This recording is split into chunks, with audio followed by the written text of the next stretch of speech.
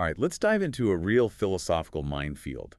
Um, Pornography and censorship. Today, we're going to tackle the question of whether a government can legitimately restrict consenting adults from accessing pornography in private. And since you, dear listener, are a philosopher, we're going to approach this with the kind of intellectual rigor you love. It's a topic that's been debated for centuries, really cuts to the heart of freedom of expression, individual autonomy, the role of the state. Okay, so before we get lost in the philosophical weeds, maybe we should start with the basics. What exactly is pornography? I mean, it seems straightforward, but I suspect it's a lot more complicated than it looks. Oh, you're absolutely right. That simple definition, sexually explicit material, is practically useless. How so? Well, because what one culture considers sexually explicit, another might consider totally normal. Yeah, like remember when showing a woman's ankle was considered It's scandalous? deadly. Standards change. Yeah. So we need a definition that's a little more, shall we say, philosophically robust. So how do we move beyond just sexually explicit to something a little more, I don't know, conceptually sound? Well, some argue that the key feature of pornography is its intent. It's material that's specifically designed to produce sexual arousal. So that helps us distinguish between, let's say, a medical textbook with anatomical diagrams and, well, something you might find on an adult website. Precisely. So using that definition, a film like Last Tango in Paris, which definitely has sexually explicit content, wouldn't be considered pornography because its primary aim isn't just to arouse the viewer, right? Exactly. It's using sexual content to explore these larger themes, desire, power, alienation. But even within this intent-based definition, there's a huge spectrum, right? You've got everything from feminist pornography, which aims to portray sexuality in a way that empowers women, to violent or degrading pornography, which raises all sorts of ethical red flags. So we're already in the thick of it. Is all sexually explicit material inherently bad, or is it more complicated than that? That's where the philosophical fireworks really start. Some argue that all pornography is bad because it's obscene. Okay, in what sense? It lacks any redeeming artistic or social value, and it depicts offensive sexual conduct. This is typically the view of more conservative critics, those who believe that the state has a role in upholding moral standards. All right, so that's one side of the debate. I imagine there are others who strongly disagree. What's their argument? Well, on the other side, you have the classic liberal argument. Competent adults should be free to indulge their private tastes, even if those tastes are considered, shall we say, lowbrow or offensive by others. They prioritize what's called negative liberty, freedom from interference, and they put the burden of proof on those who want to censor. So for them, the key question is whether pornography actually causes harm to others, not whether it's morally objectionable in some abstract sense. Right. But wait, haven't some feminists argued that pornography is harmful, even if it doesn't involve overt violence? Absolutely. And this is where the debate gets even more interesting because feminist perspectives challenge that neat conservative liberal dichotomy. Okay. Anti-pornography feminists argue that the real issue isn't just about obscenity. It's about how pornography can contribute to the exploitation and oppression of women. So this isn't just prudishness. It's about the potential for real harm. Exactly. What are some of the specific harms that they're concerned about? Well, a big one is the exploitation of women in the production of pornography. Think of Linda Marchiano, Linda Lovelace, the star of Deep Throat. She was subjected to horrific abuse and coercion, and her experience raises serious questions about whether anyone can truly consent to participate in an industry with such a dark side. Wow, that's a pretty stark reminder that we can't just have this philosophical discussion in a vacuum. It has real-world implications. Absolutely. And it makes you wonder, even if the content itself isn't violent, is there an inherent level of exploitation in the production process, especially given the power dynamics at play? It's a question worth considering, but beyond the production, there's also the question of whether consuming pornography can lead to harmful attitudes and behaviors. Some feminists argue that pornography can contribute to a culture that objectifies and dehumanizes women, making it tougher to combat things like sexual harassment and assault. That's a serious charge.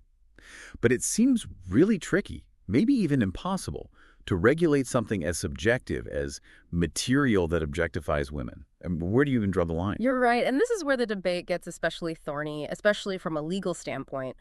One attempt to create a more concrete framework was the McKinnon and Dworkin Anti-Pornography Ordinance. They defined pornography as a form of sex discrimination, specifically focusing on material that subordinates women through depictions of violence, humiliation, or pain. So they were trying to move beyond just vague notions of obscenity Yeah. and ground the argument for regulation in the realm of civil rights. That's interesting. But I'm guessing that didn't go over well with everyone, especially those who are really committed to free speech. Oh, you're absolutely right. This ordinance sparked a huge backlash, even from some feminists who, were sympathetic to the goal of protecting women, but worried that defining pornography as sex discrimination was too broad that it could lead to a dangerous, slippery slope. A slippery slope. Silencing important voices and artistic expression. Well, it seems like we've hit on one of the core tensions in this debate. Mm. How do we balance the right to free expression with the need to protect individuals and groups from harm? Exactly. And that tension is where things get really interesting. So we've got this real clash, right, between folks who are all about unrestricted freedom of expression and those who argue that pornography, even without graphic violence, can still perpetuate harm, especially against women. How do liberals generally respond to those concerns? Well, a lot of liberals, while they get the potential for harm, they're worried about going down a slippery slope with censorship. Like, if we start restricting speech based on its potential to, I don't know, subordinate a certain group, where does it stop? Won't that open the door to all kinds of limits on expression, even stuff that has real social or artistic value? That's a valid point. I mean, as a philosopher, I'm always a bit cautious when it comes to any argument that seems to limit freedom of thought and expression. Yeah. But haven't some feminists argued that pornography doesn't just offend people, it actually silences women, making it harder for them to really be heard and understood? Yeah, and that's where this idea of silencing is so important. Philosopher Ray Langton, she builds on McKinnon's work and argues that pornography can basically make certain speech acts unspeakable for women. Unspeakable, huh? That's a strong word. Can you maybe break that down a little? I'm sure our listener, being a philosopher themselves, would appreciate a closer look at that concept. Sure, think about it this way. Pornography can create this distorted environment for communication where the usual meanings of words, especially words about consent and refusal, they get all twisted or even become meaningless. So a woman saying no in a sexual situation might not be taken seriously, as a genuine refusal because pornography has kind of conditioned viewers to see a woman's no as like part of a performance or just a game.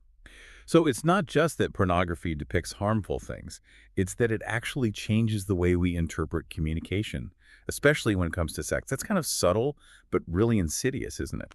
Exactly. It takes away a woman's agency, her ability to communicate her desires and boundaries in a way that's actually effective.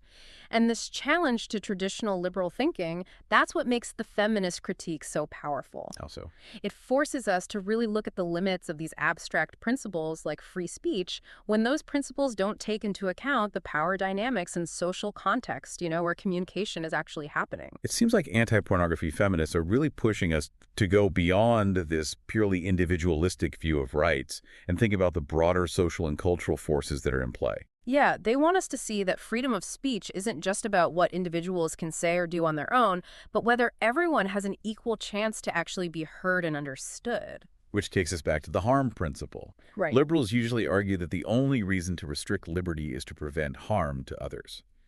But how do we even define harm here?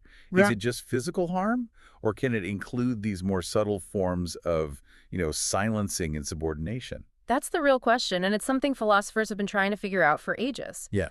If we define harm too narrowly, then we might not be protecting vulnerable groups from these real, even though they're less obvious, forms of harm. But if we define it too broadly, then we could end up justifying censorship that actually shuts down important expression and dissent. Feels like we're in this philosophical catch-22. In a way, yeah. And this is where I think your expertise as a philosopher really comes in. It's about examining these competing values, looking closely at the nuances of each argument, and thinking about the potential consequences of different approaches. So we're not going to find a simple, clear-cut answer in some philosophical text, are we? I don't think so. This is a messy, real-life issue, and there are no easy solutions. And for a philosopher, that's probably the most exciting part. Right. It's a challenge. It makes us think harder, dig deeper, and grapple with all the complexities of these issues. Absolutely. It demands that we move beyond these abstract principles and really consider the concrete ways in which power, inequality, and social context all shape how we understand freedom, harm, and even language itself. Okay, so we've explored the harm principle, we've talked about silencing, and the idea that pornography can create this distorted environment for communication. Mm. But let's shift gears a little. Is there any kind of middle ground here? Are there ways to address the potential harms of pornography without going straight to legal restrictions? That's a great point, and it leads us to think about non-legal solutions. One approach is to try to counter those harmful messages with positive ones, like public education campaigns that promote healthy sexuality, respect, and equality. So it's kind of like fighting fire with fire, but in this case, it's more like fighting bad speech with good speech. Yeah, exactly. But it's important to recognize that this approach has limitations. Like what? Well, it's tough to counter speech that's working on a mostly subconscious level or speech that has already silenced certain groups.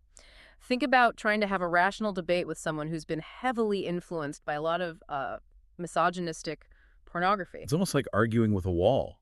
You're trying to use logic and reason, but they're coming from a totally different set of assumptions and interpretations. Right. And that's why some feminists argue that we need to go deeper, address the root of the problem, the underlying social and cultural forces that allow pornography to thrive and have this harmful influence.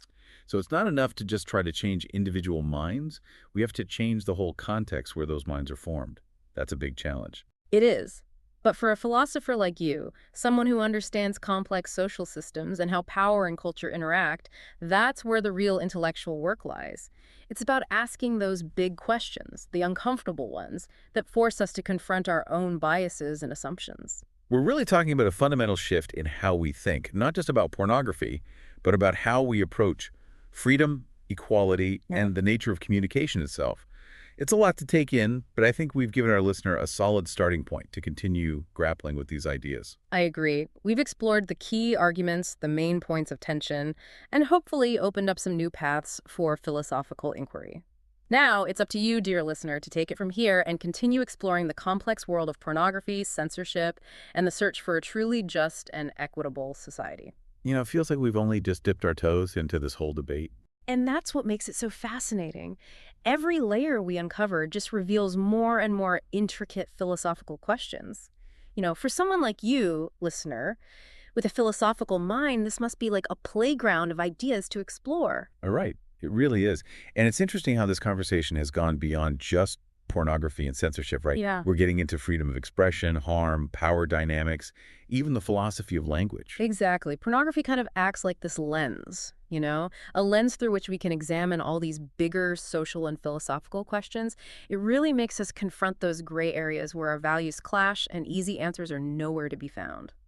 So as we wrap up here, what's the one key takeaway you'd like our listener to really ponder? I think it's this realization that this debate isn't just about the content itself, the images, the videos, the stories. It's about all the stuff beneath the surface, the social structures, the power dynamics, the cultural norms that really shape how we understand gender, sexuality, and even freedom.